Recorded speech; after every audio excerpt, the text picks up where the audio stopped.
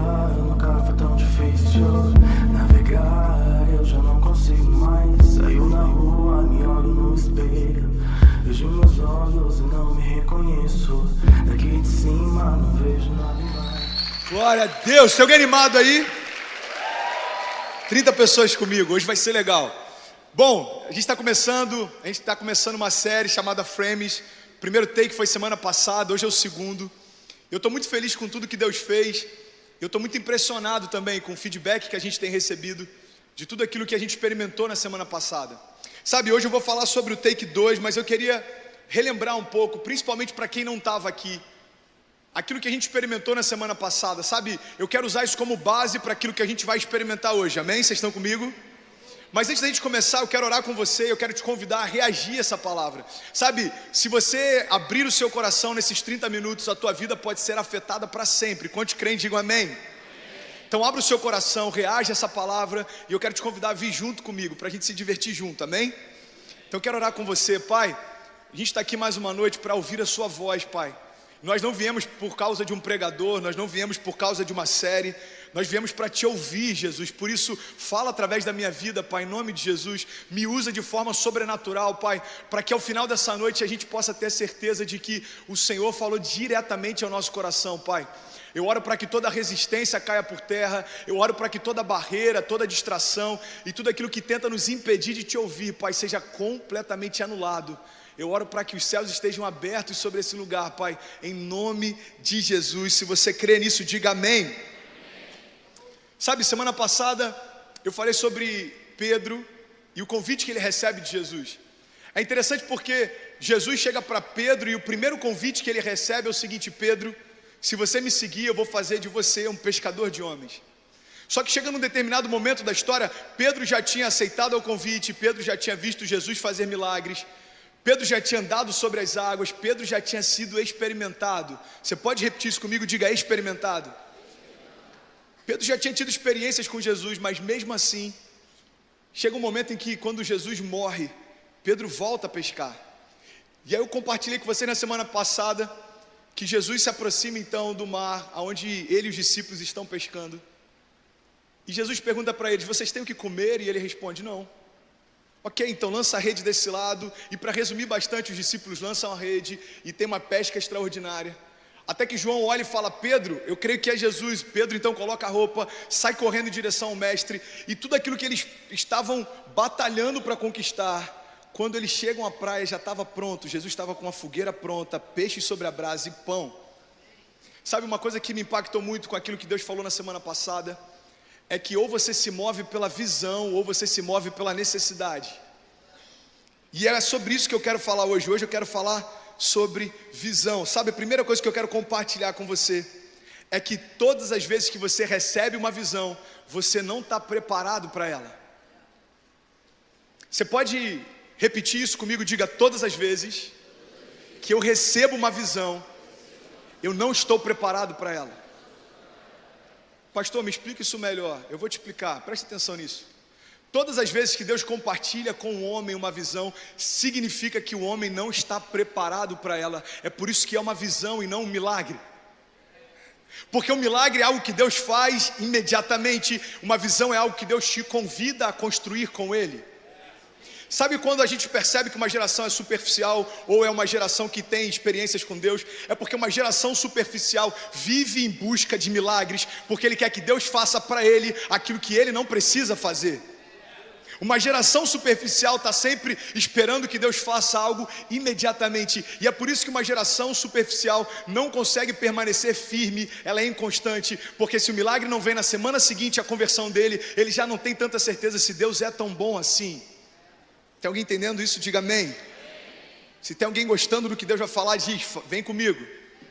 Beleza, 10 pessoas comigo, vamos junto. É interessante isso porque a primeira vez que eu parei para meditar sobre isso me assustou um pouco. Porque desde que eu me converti, Deus compartilhou visões comigo. E durante muito tempo eu achava que era uma questão de tempo para que elas acontecessem. Mas uma visão não depende de tempo para se manifestar, depende do processo para que ela se cumpra. A gente fala muito sobre promessas e processo, Pastor, a gente fala muito sobre isso, é porque toda a tua caminhada vai ser pautada em cima disso. Promessas que Deus te faz e processos para que elas se cumpram. Promessas que Deus te faz e processos para que elas se cumpram. Se você tem uma vida cheia de promessas, mas não aceita o processo, você vai ser um cristão frustrado com Deus. Porque Deus continua te prometendo e continua desejando que você viva, mas o processo é algo que você rejeita. Então eu quero falar sobre visão, e a primeira coisa que eu quero compartilhar é que todas as vezes que a gente recebe uma visão de Deus, significa que a gente não está preparado para ela. Quantos estão entendendo? Digo amém. Sabe, é interessante porque milagres apontam sempre para um mover direto de Deus.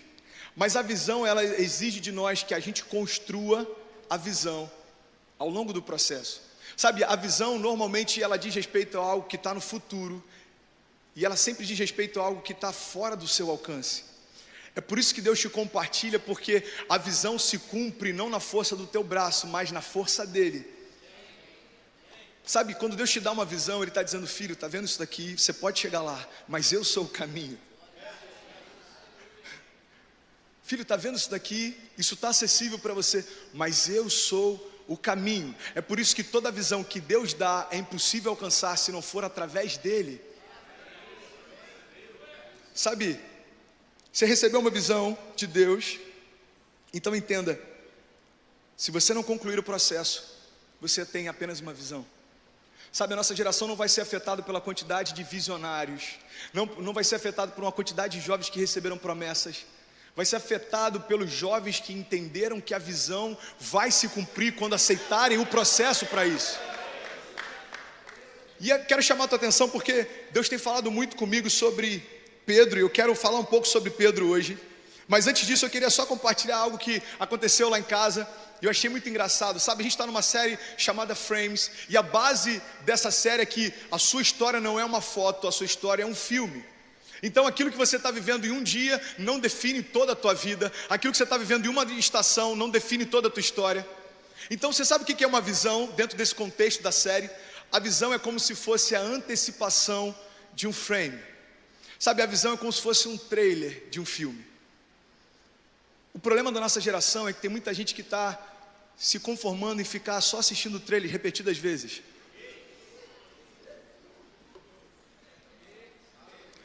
Lá em casa a gente comprou um aparelhinho chamado Apple TV. E tem alguns filmes lá que são muito caros. E tem alguns filmes que são de pré-venda e são mais caros ainda. Eu lembro que quando lançou o Poderoso Chefinho, a gente queria assistir alguns filmes e eu vou logo lá. Filmes para família até $4. Filmes para família até... E sempre aparecia aquela imagem do Poderoso Chefinho. E Cecília falava: papai, eu quero ver o Poderoso Chefinho, eu quero ver o Poderoso Chefinho. E aí o que eu fazia? Eu ia lá e botava no preview, botava no trailer, e ela assistia, sei lá, 1 minuto e meio de filme, e ela falava: pai, eu quero ver de novo. Eu falava: tá bom, filho, trailer não paga, tá tudo certo. Trailer, papai, eu quero ver de novo. Pai, eu quero ver de novo. Pai, eu quero ver de novo. Pai, eu quero ver de novo. Eu não aguentava mais assistir aquele trailer, porque era só um trailer, mas ela achava que aquilo era tudo que tinha disponível para ela assistir. Era só um presságio, eram só algumas cenas, mas ela achava que aquilo era tudo que estava disponível. Por quê? Porque o olhar dela é um olhar de criança. Sabe qual é o problema? Se o nosso olhar for um olhar infantil em relação às promessas que Deus tem, a gente vai se contentar em só ficar ouvindo elas. Se for para Ele, você pode fazer melhor.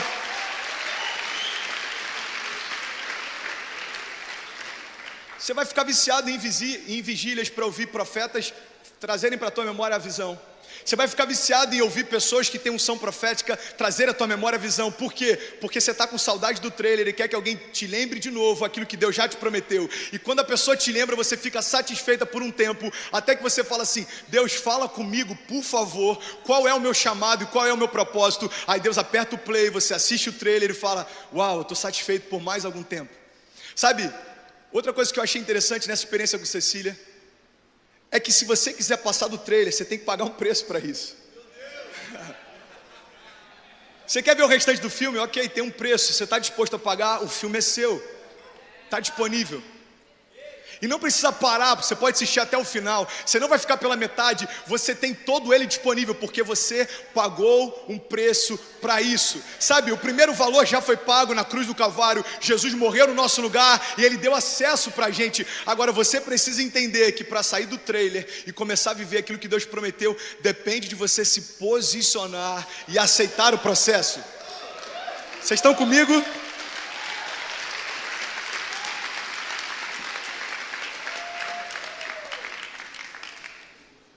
Meu irmão, sempre que você receber uma visão de Deus, tenha certeza de uma coisa: é hora de se mover. Você recebeu uma visão, se mova. Eu compartilhei semana passada sobre Paulo. Paulo era Saulo ainda, está no caminho de Damasco. E aí aparece uma luz sobre ele. Jesus pergunta: Saulo, por que me persegues? E então ele fica cego e Ananias vai até a casa dele. Mas lembre-se, quando Ananias recebe uma direção de Deus, por mais que ele hesite um pouco no início, ele se move. Sabe, todos os heróis da fé não foram marcados por coisas que eles quase viveram. Sabe, a nossa Bíblia não está cercada de pessoas que nos inspiram em histórias que eles quase escreveram, porque aqueles que quase viveram nem foram citados nela praticamente.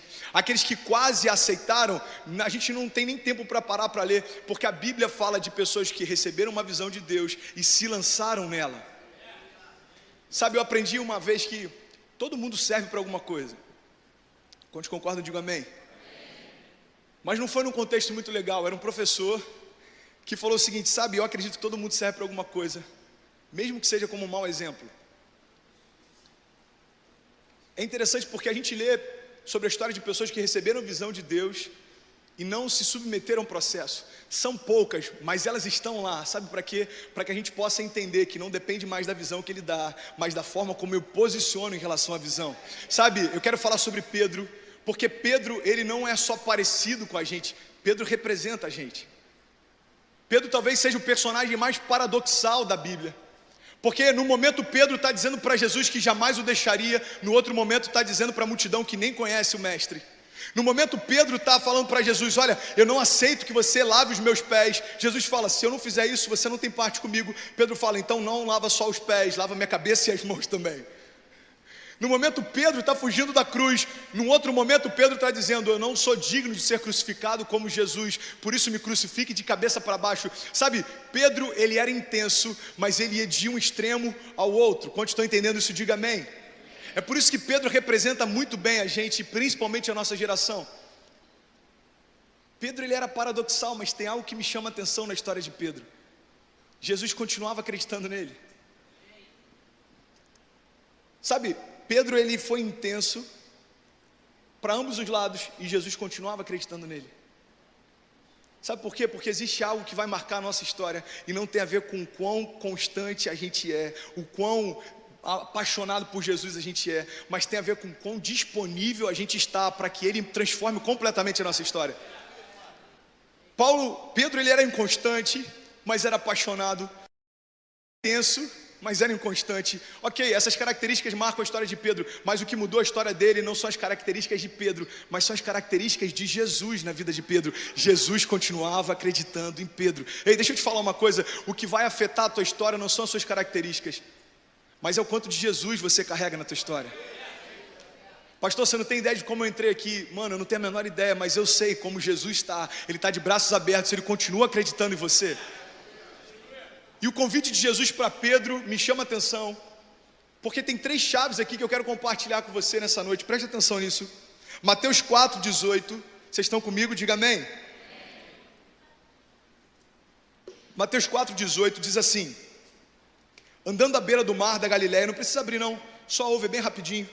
18:19 diz: andando à beira do mar da Galileia, Jesus viu 2 irmãos, Simão, chamado Pedro, e seu irmão André, e eles estavam lançando redes ao mar, pois eram pescadores. Versículo 19: então disse Jesus: sigam-me e eu os farei pescadores de homens. Vocês podem ler junto comigo, vamos lá? E disse Jesus: sigam-me e eu os farei. Aqui a gente tem 3 chaves incríveis, cara. Eu estava lendo isso hoje à tarde e elas saltaram aos meus olhos, sabe? Existem 3 ações que Jesus fala nessa simples frase que tem a ver com toda a nossa caminhada com Ele. Preste atenção. Primeiro, Jesus diz: siga-me. Convite. Depois Jesus diz, eu farei, processo. E depois Jesus diz, pescadores de homens, propósito. Você pode repetir isso comigo? Diga, siga-me, convite, farei, processo, pescadores de homens, propósito. Sabe, o propósito ele está no final dessa história. É por isso que antes de você viver o propósito, você tem que aceitar o convite. Antes de a gente viver o propósito, tem algo básico na nossa caminhada, você tem que aceitar o convite. Agora, entre o convite e o propósito, existe algo onde muita gente fica pelo caminho, que se chama processo. Sabe, eu quero falar sobre essas três coisas. Eu quero falar sobre o convite de Jesus para nós, sobre o processo que a gente enfrenta na caminhada e sobre o propósito. Se alguém quer ouvir isso, diga amém. Eu vou ser bem rápido no convite, porque a gente já está bem acostumado a ouvir falar sobre o convite de Jesus, amém? Todos sabem o quanto a gente é apaixonado aqui na igreja por salvação.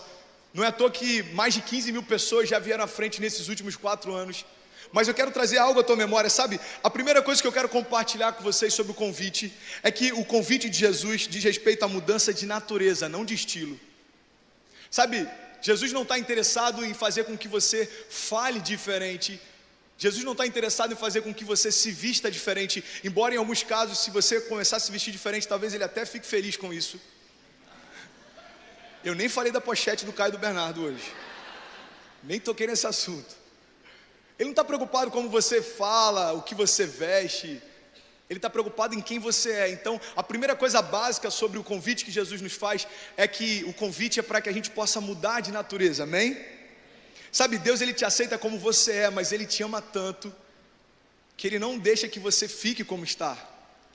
E aí que tem muita gente que confunde graça e isso se torna uma desgraça, porque acha que Deus nos aceita do jeito que a gente é e a gente pode permanecer assim. A multidão também pensava assim, e é por isso que ela se dispersava quando acabava o pão. Porque Jesus não está convidando você apenas para ouvi-lo falar. Jesus não está convidando você apenas para vê-lo fazer. Jesus está convidando você para ser assim como Ele é.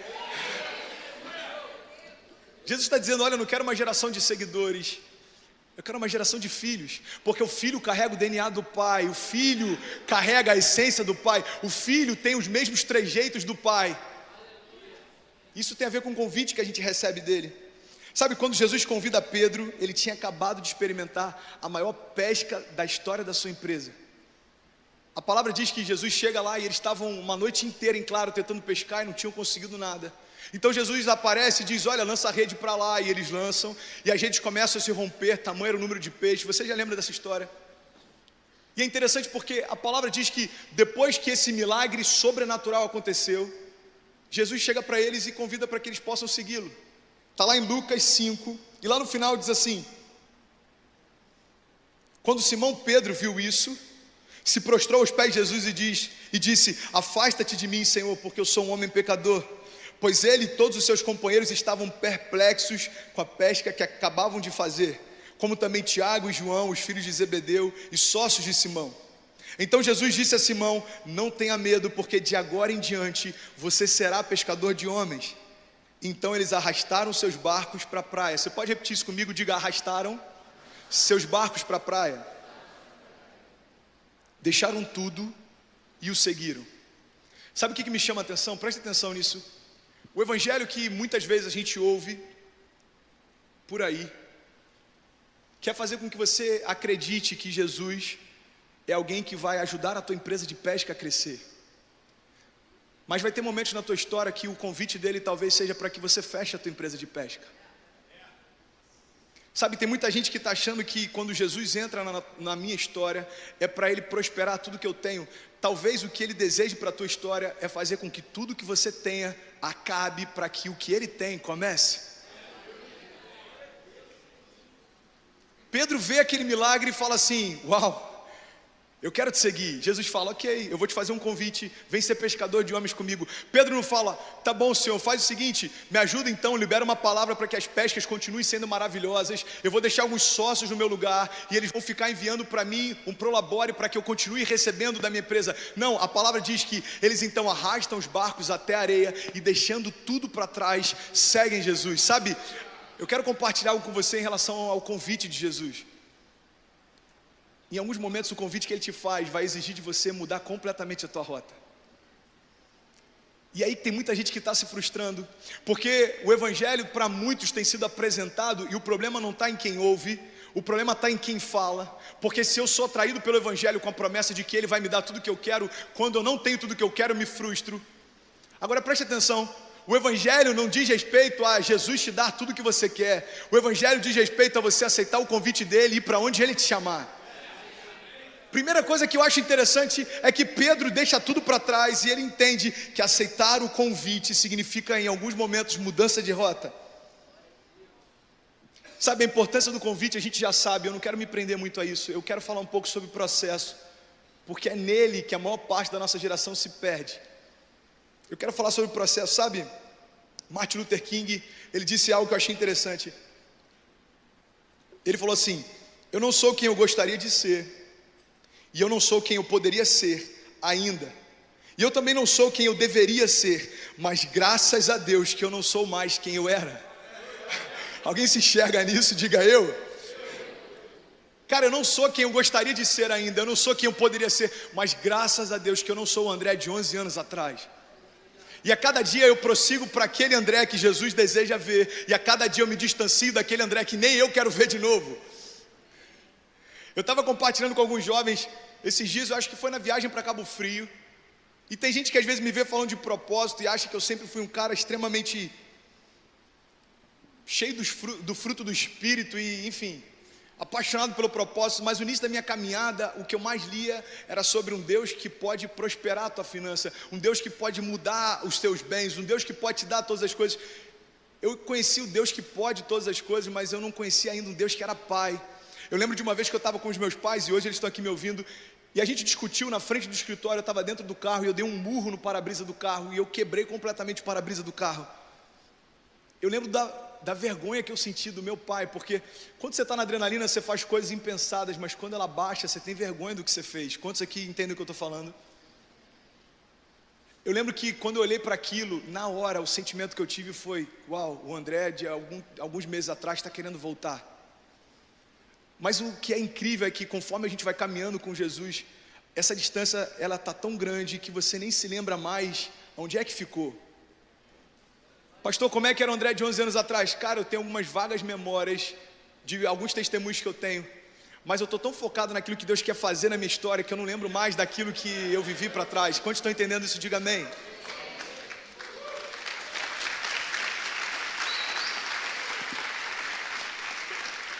Outra coisa que eu quero compartilhar sobre o processo, preste atenção nisso.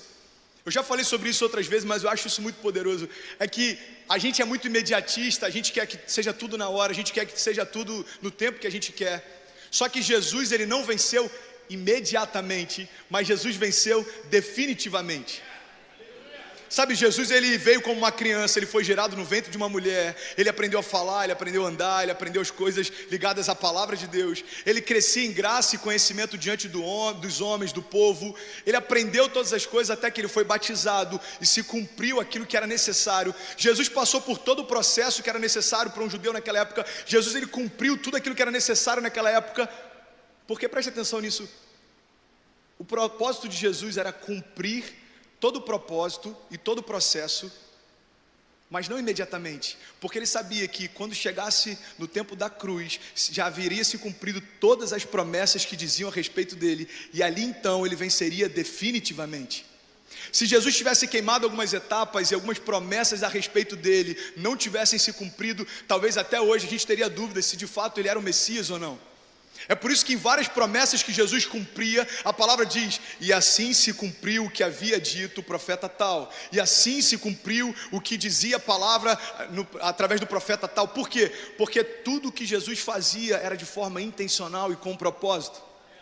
Sabe, uma outra coisa que eu quero compartilhar com vocês, eu estou correndo, porque eu creio que tem muito de Deus para a gente ouvir aqui ainda, é que no meio do processo, uma coisa que a gente não pode esquecer, e às vezes é desafiador a gente manter isso em mente, porque quando as coisas começam a fluir, é natural a gente começar a achar que algumas coisas estão acontecendo porque a gente é bom, algumas coisas estão acontecendo porque a gente se tornou bom em algumas áreas, a gente aprendeu a fazer algumas coisas, então a palavra flui melhor porque eu aprendi a pregar. O louvor flui melhor porque eu aprendi a cantar. Deixa eu te falar uma coisa, no meio do processo, se existe uma chave que a gente nunca pode esquecer, é que não tem nada a ver com você, mas tem tudo a ver com Ele.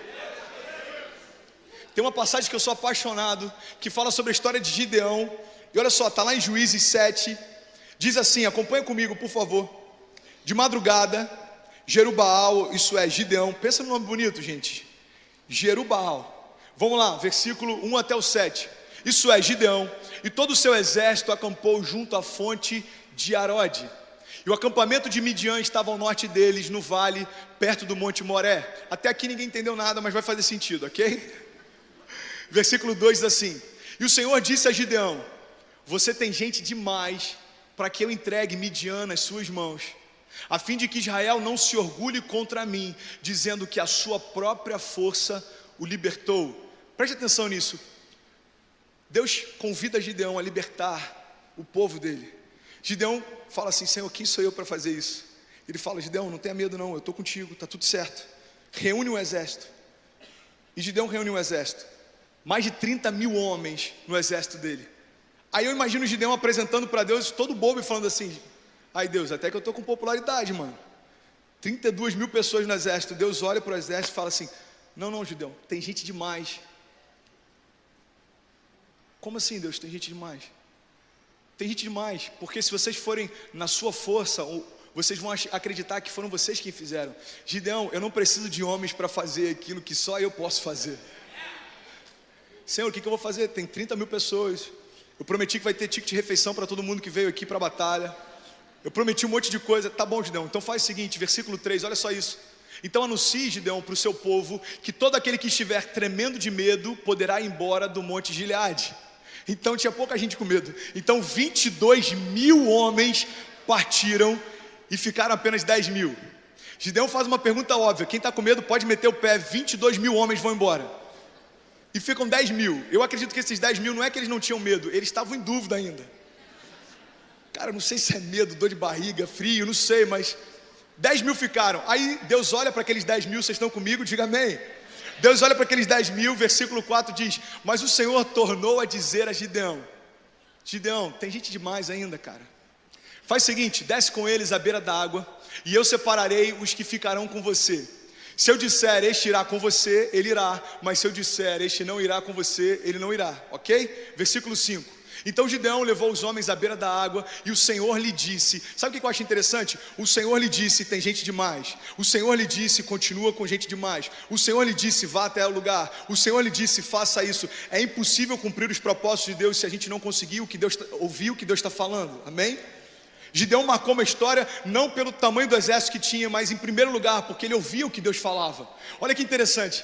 Aí o Senhor disse para Gideão, separe aqueles que beberem a água lambendo como faz o cachorro, daqueles que se ajoelharem para beber. Eu não vou exemplificar porque seria ridículo, ok? Mas você sabe como um cachorro bebe água. Então aqueles que beberem como um cachorro, sem olhar para baixo, esses são os que eu quero. E aqueles que se ajoelharem para beber, pode mandar embora. Então todos os demais se ajoelharam para beber, versículo 7, e diz o número... Não, volta lá por favor. Versículo 6. O número dos que lamberam a água, levantando-se com as mãos à boca, foi de 300 homens, e todos os demais se ajoelharam para beber. Versículo 7. Então o Senhor disse a Gideão, bom Gideão, já foram embora 22 mil na primeira leva, já foram embora mais 10 mil agora. Então faz o seguinte, com os 300 que você tem, que beberam a água como um cachorro, por conta desses 300 eu livrarei vocês, e eu entregarei os midianitas nas suas mãos, e mande para casa todos os outros homens. Você pode dizer glória a Deus por isso? Sabe o que me chama a atenção nisso? É que é quase como uma ironia o que Deus faz nessa história. Preste atenção. Deus deixa bem claro que Ele não precisa de 30 mil homens, tampouco Ele precisa de 10 mil homens, e com 300 Ele cumpre exatamente aquilo que Ele havia falado. Eu não sei se vocês lembram como a gente terminou a pregação da semana passada, mas eu compartilhei algo que eu ouvi de um pastor chamado Steven Furtick, que ele fala sobre não tem importância como vai ser, mas o que importa de fato é quem está com você. Quantos lembram disso? Meu irmão, então confia em quem e esquece o como. Sabe, o processo tem momentos em que a gente vai ser convidado a fazer coisas que parecem loucura, mas se a gente entende quem está direcionando, não tem por que temer.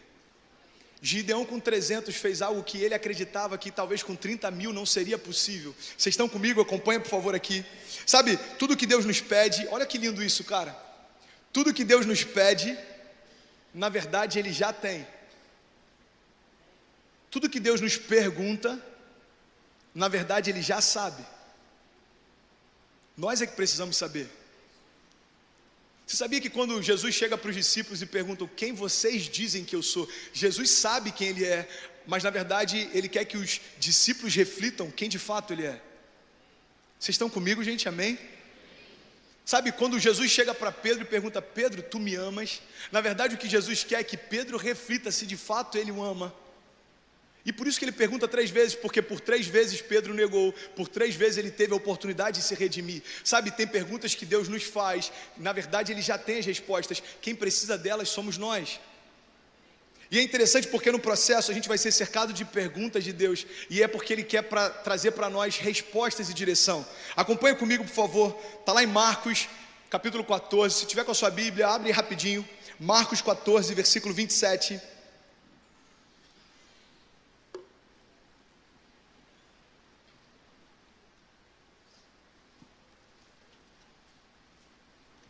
Marcos 14, 27.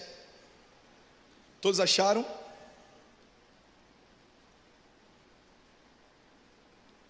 Diz assim: e disse-lhe Jesus, vocês todos me abandonarão, porque está escrito, ferirei o pastor e as ovelhas serão dispersas.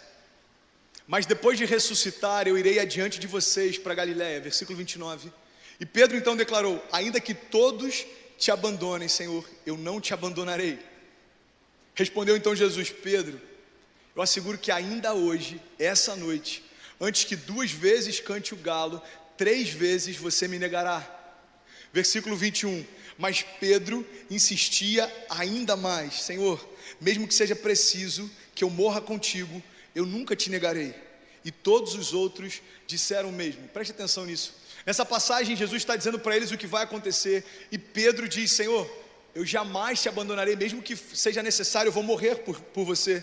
Mateus 26, 55, acompanha comigo por favor, diz assim, naquela hora Jesus então disse à multidão, eu estou chefiando alguma rebelião, para que vocês venham me prender com espadas e varas. Nesse momento Jesus já está sendo preso, Jesus já está sendo julgado, e ele pergunta, por acaso eu estou sendo preso, porque eu estava à frente de alguma rebelião? Por que vocês estão me prendendo assim? Por que vocês estão me tratando dessa forma? Todos os dias eu estava ensinando no templo e vocês não me prenderam, mas tudo isso aconteceu para que se cumprissem as escrituras dos profetas. Pode ser baixinho o volume, por favor. Então todos os discípulos o abandonaram e o fugiram, inclusive Pedro. E diz assim, e os que prenderam Jesus o levaram a Caifás, o sumo sacerdote, em cuja casa se haviam reunido os mestres da lei e os líderes religiosos. Mas Pedro o seguiu de longe até o pátio do sumo sacerdote, entrou e sentou-se com os guardas para ver o que aconteceria. Pode colocar na tela para mim, por favor? Versículo 58. Gente, preste atenção, não perde nada. A gente está no final do segundo tópico, e eu tenho certeza que algumas chaves vão virar dentro de você. Se puder, coloca para mim na mídia, por favor, Mateus 26, versículo 58. Acompanha aqui, diz assim, e Pedro o seguiu de longe até o pátio do sumo sacerdote. Você pode repetir isso comigo? Diga, Pedro seguia Jesus de longe. Você pode dizer mais uma vez? Diga, Pedro seguia Jesus de longe.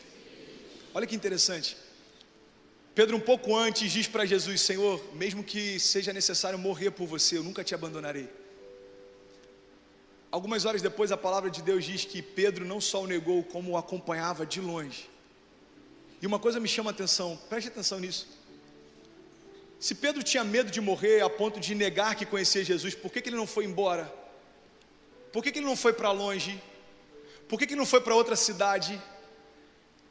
Por que ele não trocou de roupa? Por que ele não se mudou? Por que ele não foi para longe de tudo que estava acontecendo? Sabe, é porque Pedro tinha medo de abandoná-lo de vez, mas não tinha coragem de acompanhá-lo de perto.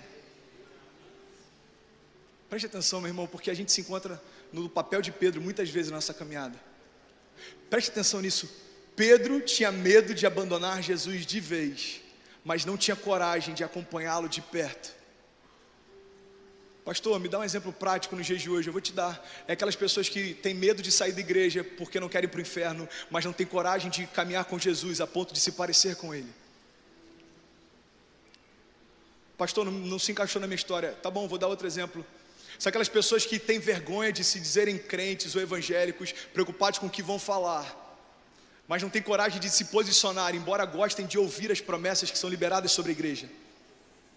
Deixa eu te falar uma coisa. Sabe como é frustrante você ser um simpatizante da fé? É porque você vai estar sentado numa cadeira ouvindo promessas que você nunca vai viver, ouvindo palavras liberadas sobre coisas que você nunca vai experimentar. Por quê? Porque o reino não é para aqueles que simpatizam com Ele, o reino é para aqueles que estão dispostos a dar a vida por Ele. O reino não é para quem ouve e gosta de ouvir. Se for para Ele, você pode aplaudir mais forte.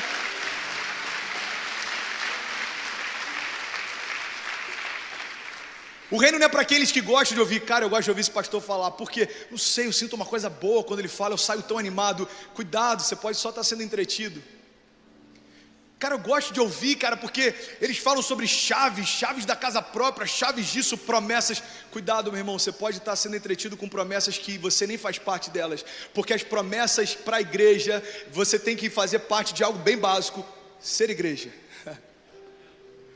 Não, mas eu dizimo, eu não sou crente, mas até dizimo. Não estou dizendo fazer parte de um hall de membros de uma instituição. Eu estou falando você ser filho, porque a palavra de Deus diz que mesmo aqueles que fazem parte de um hall de membros, mesmo aqueles que dizimam, mesmo aqueles que ofertam, mesmo aqueles que expulsam demônios, mesmo aqueles que falam em línguas estranhas, mesmo aqueles que fazem coisas em nome de Deus, se não tiverem relacionamento com Ele, quando chegar o grande dia, Ele vai falar: desculpa, filho, mas eu nem te conheço.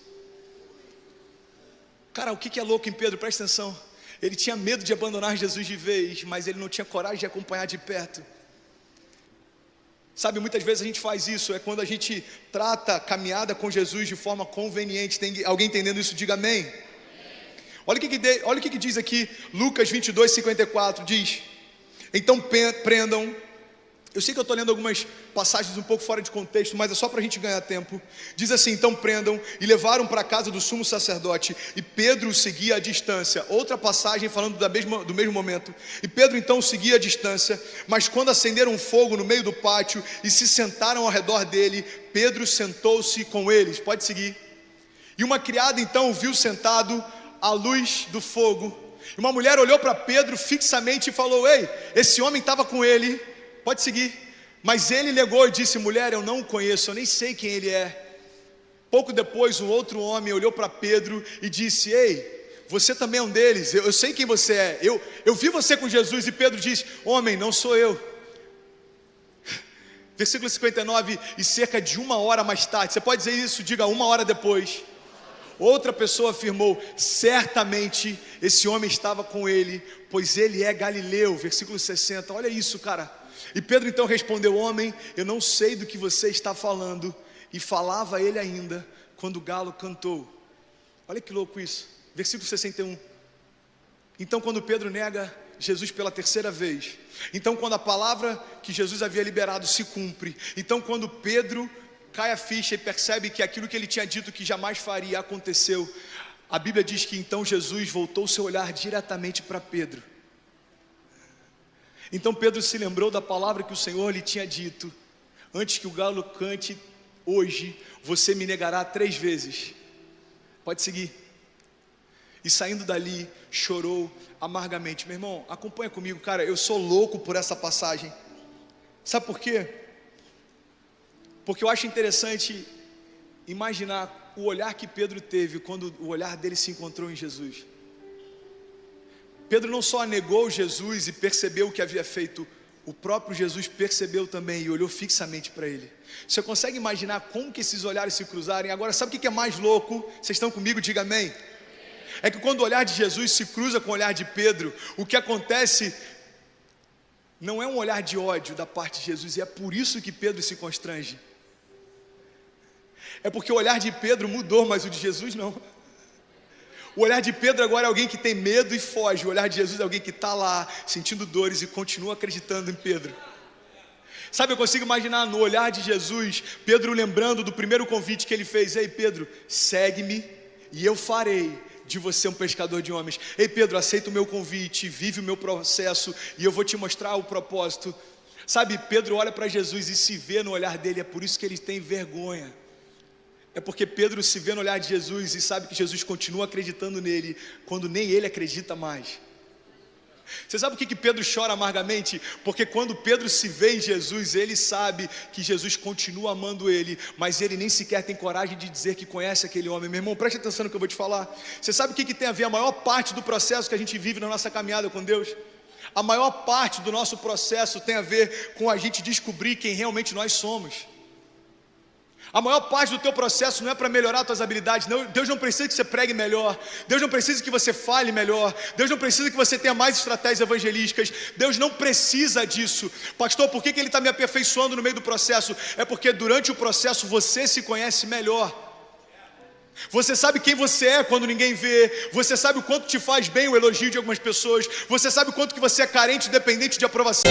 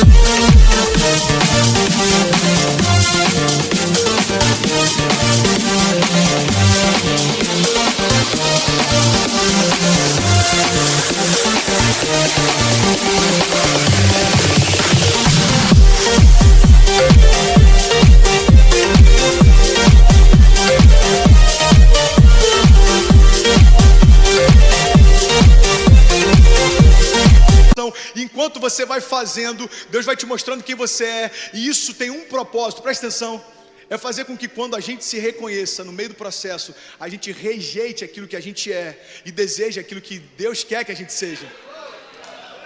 No processo Pedro está lá, você pode aplaudir.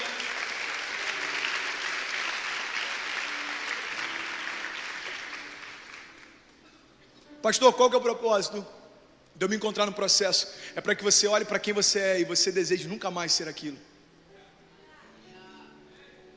Pedro se olha, cara, no olhar de Jesus, ele fala: nunca mais quero fazer isso de novo. Você sabe por que ele foge? Porque ele tem vergonha. Ele foge porque ele tem medo. Ele foge porque ele se viu no olhar de Jesus e ele era completamente diferente de quem ele disse que seria. Senhor, se necessário for, eu morro por você. Mentira. Senhor, se necessário for, eu faço isso. Mentira. Presta atenção, tem uma frase do T.D. Jakes que eu achei maravilhosa. Ele diz o seguinte: as suas palavras vão contar aos outros o que você pensa, mas as suas atitudes irão dizer o que você acredita. Presta atenção nisso. As suas palavras vão dizer para os outros aquilo que você pensa. E é por isso que tem muita gente que se ilude com bons discursos, porque se você é eloquente, a tua palavra convence com aquilo que você pensa, mas as suas atitudes mostram aquilo que você realmente acredita. Meu irmão, quando chega na hora de morrer por Cristo, as palavras de Pedro não sustentaram aquilo que ele dizia. Sabe, tem momentos na nossa caminhada que aquilo que a gente diz que não tem importância. Tem momentos, e eu já falei sobre isso, tem momentos que se você está no leito de hospital, tem momentos que você está com uma doença dentro de casa, tem momentos que seus pais estão se divorciando, tem momentos que se você experimenta o céu na terra dentro da igreja, mas a tua casa está no inferno, meu irmão, ou você sabe quem você é, ou você desiste no meio do caminho. Pastor, qual que é o intuito do processo? É mostrar para você, cara, quem você é, para que você possa deixar isso de lado e desejar ser quem Ele sempre sonhou para você. Vocês estão comigo? Diga amém. Sabe, Pedro tinha tudo para dar errado, cara, e nós também. Você pode dizer isso? Diga, eu também. Diga, eu tinha tudo para dar errado. Agora preste atenção nisso, eu já estou quase finalizando. Eu vou fechar o último tópico e preste atenção nisso, por favor. Os seus erros não te definem. Pedro foi um cara que errou o tempo inteiro. Cara, Pedro foi aquele cara que quando estava no monte da transfiguração, ele olhou e falou assim: Senhor, quer que a gente construa barracas para ficar aqui? Pedro é aquele cara que negou Jesus quando ele estava sendo crucificado. Pedro é aquele cara que, assim que teve uma revelação de quem Jesus era, e Jesus disse: olha, essa revelação que você teve não foi carne nem sangue que te deu, mas o próprio Deus que te revelou. Pedro, sobre essa revelação edificaria a minha igreja. Logo depois, esse mesmo Pedro impede Jesus, tenta impedir Jesus de ser crucificado, e Jesus diz: olha, aparta-te de mim, Satanás. Esse mesmo Pedro que erra várias vezes, presta atenção nisso, esse mesmo Pedro que erra várias vezes, é o mesmo homem que quando Jesus ressuscita diz: olha, avisa os discípulos que eu voltei, e avisa a Pedro também. Avisa os discípulos que eu voltei, mas peraí, avisa Pedro também. Sabe por quê, meu irmão? Deixa eu te falar uma coisa: os seus erros não definem quem você é. Os seus erros não definem a sua identidade. Os seus erros não definem quem você é, mas preste atenção. Os seus erros não definem quem você é, mas tem algo que você precisa entender, cara. É por isso que tem muita gente que está se perdendo. Os seus acertos também não. Como assim, pastor? Deixa eu te falar. Os seus acertos não definem quem você é, porque se a definição da tua identidade está naquilo que você acerta ou erra, isso é lei, meu irmão, não é mais graça. Se a definição de quem você é está ligado ao que você faz, não tem mais a ver com receber Jesus, mas tem a ver com o mérito daquilo que você faz. Tem gente que não quer aceitar o peso do juízo, mas quer receber de Deus a graça com aquilo que faz de bom. Presta atenção, não tem nada a ver comigo, não tem nada a ver com você, tem tudo a ver com Ele. Tem tudo a ver com Ele. Tem tudo a ver com Ele. O nome dele se chama Jesus e Ele é nome sobre todo nome. Diante desse nome, meu irmão, todo joelho se dobrará e toda língua confessará. Ei, tem tudo a ver com Ele, sempre teve, no princípio, no fim, durante a caminhada, no convite, no processo, no propósito, tem tudo a ver com Ele. Para onde a minha história aponta, meu irmão? Se não for para Jesus, você está escrevendo algo em vão, porque as páginas da tua história não vão permanecer por muito tempo, mas aqueles que constroem uma história em Cristo, a história permanece para sempre. Porque aquelas coisas que se veem, elas são temporárias, mas as que não se veem são eternas. Alguém pode dizer glória a Deus por isso? Sabe, Pedro errou inúmeras vezes, mas esses frames não determinaram a história dele. A gente não é uma foto, lembra que a gente falou sobre isso? Você pode declarar, diga: eu não sou uma foto. Diga: a minha história é um filme. E para finalizar, o pessoal do instrumental do louvor pode subir. Eu quero falar sobre o propósito, porque tão importante quanto aceitar o convite é aceitar o processo, e tudo isso dá no propósito. Você pode declarar comigo, diga: eu vou viver o propósito de Deus sobre a minha vida. Sabe, a história de Pedro, ela é paradoxal. Ele vive em dois extremos. Pedro, ele é incrível, porque ele jura nunca abandonar Jesus e abandona. Ele jura nunca deixar Jesus e deixa. Ele jura fazer tantas coisas e faz. Mas presta atenção, quando Jesus retorna para falar com Pedro, e eu falei sobre isso na semana passada, presta atenção nisso. Jesus se apresenta para ele no mesmo lugar que ele fez o convite pela primeira vez, enquanto Pedro pesca. Você acha que isso foi por acaso? Jesus poderia ter voltado em qualquer outro momento da caminhada de Pedro, mas eu acredito que Jesus volta no mesmo cenário, no mesmo habitat, para dizer: Pedro, eu sou o mesmo que te convidou alguns anos atrás, e eu continuo te convidando hoje. Você me ama, então apacenta as minhas ovelhas. Ei, Pedro, meu convite continua de pé, o meu caráter não mudou, a minha vontade é a mesma, as minhas palavras não voltam atrás. Eu não sou o homem para que minta, nem filho do homem para que me arrependa. Ei, Pedro, presta atenção, eu te fiz um convite e ele continua de pé. Você me ama, então, filho, apacenta as minhas ovelhas. Jesus aparece para ele no mesmo cenário. Sabe o que eu quero compartilhar com você nessa noite? Meu irmão, Jesus está no mesmo lugar, esperando de você as mesmas coisas. A única coisa que você precisa fazer é correr em direção a Ele e falar: Pai, eu quero, toda a vontade sua se cumpra sobre a minha vida, todo bom propósito se cumpra sobre a minha história. Pai, eu não quero viver mais do meu jeito, eu não quero fazer mais aquilo que eu acho que é bom, eu quero viver a tua história. Sabe por quê? Eu já tentei fazer do meu jeito, e eu percebi, cara, que tudo aquilo que eu construí no meu braço eu perdi, mas tudo aquilo que Deus me deu, Ele mantém. Sabe por que vale a pena viver a vontade dEle e não a nossa? Porque você foi gerado para isso, e você não vai se encaixar em nenhum outro lugar, senão no centro da vontade dEle. Se alguém entendendo isso, diga amém. Sabe, o que eu quero fechar em relação ao propósito é que toda a tua história vai ser marcada pelas escolhas que você faz, Sabe, viver o propósito tem a ver com o poder das escolhas. Preste atenção nisso. As nossas escolhas definem a nossa história, não o nosso potencial ou a visão que a gente tem. Você pode ter uma visão incrível.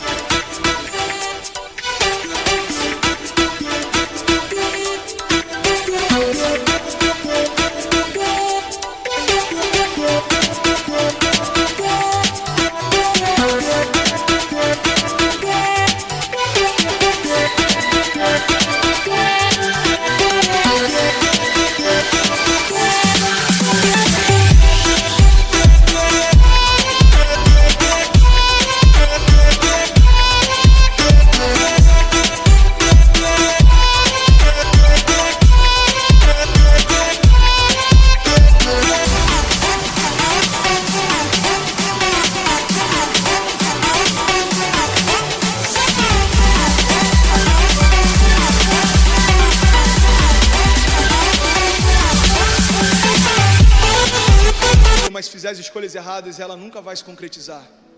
Você pode ter muito potencial, mas se você fizer escolhas erradas, você vai ser lembrado como alguém que tinha tudo para dar certo e não deu em nada. E, meu irmão, presta atenção, não tem nada a ver com a tua visão, não tem nada a ver com o teu potencial, não tem nada a ver com as tuas qualidades, tem a ver com as escolhas que você faz. As suas escolhas vão definir a tua história. Sabe, se você não se enxerga daqui a 10 anos, você não sabe o que você vai fazer nem na semana que vem. Se você não sabe aquilo que Deus te chamou, é normal que você tropece em coisas simples, porque se você não tem muito claro dentro de você a visão que Ele quer construir, você não sabe nem para onde ir na semana seguinte. Você sabe como os orientais fazem? Quando eles param para planejar, por exemplo, uma empresa, eles planejam em 100 anos aonde eles querem estar. E depois que eles planejam e fazem todo o processo de onde a gente quer estar daqui a 100 anos, eles falam assim, bom, então para estar aqui em 100 anos, o que eu preciso fazer nos próximos 90? Aí eles traçam os 90 anos e falam, ok, para chegar nesses 90, o que eu preciso fazer nos próximos 80, nos próximos 70, o que eu preciso fazer ano que vem, o que eu preciso fazer hoje? Preste atenção, se você não tem uma visão de futuro, você não sabe lidar com o teu presente também. Se você não sabe aonde você quer chegar, a qualquer lugar tá bom. Por isso que tão importante quanto você aceitar o convite, viver o processo, é você entender qual é o propósito. Meu irmão, uma geração sem visão é uma geração sem propósito. Uma geração sem propósito se move pelas carências e necessidade, não pelo chamado. E para fechar, minha pergunta é, qual é o seu legado? Qual é o seu legado? Para que você foi gerado? Por que você está de pé? Por que continua sobre você o fôlego de vida? Por que Deus continua acreditando em você? Por que Ele continua te chamando? Por quê? Para que você foi gerado? Sabe, essa pergunta não pode sair da tua mente, não pode sair do teu coração. Essa pergunta não pode deixar de consumir o teu espírito. Pelo que você quer ser lembrado pela geração seguinte? Como as pessoas falarão a respeito da tua história? Ei, meu irmão, começa hoje, começa agora. Coloque-se de pé, avance, escreva, creia, declare, viva, rompa, corra. Nós somos a geração do avivamento. O que você está esperando, meu irmão, para viver os sonhos de Deus? Você pode fechar os seus olhos, levantar sua mão mais alto que você puder. Levante a sua mão mais alto que você puder. Eu quero te convidar, ofereça a Ele a tua melhor adoração. Se renda a Ele, se renda a Ele, se renda a Ele, se renda a Ele.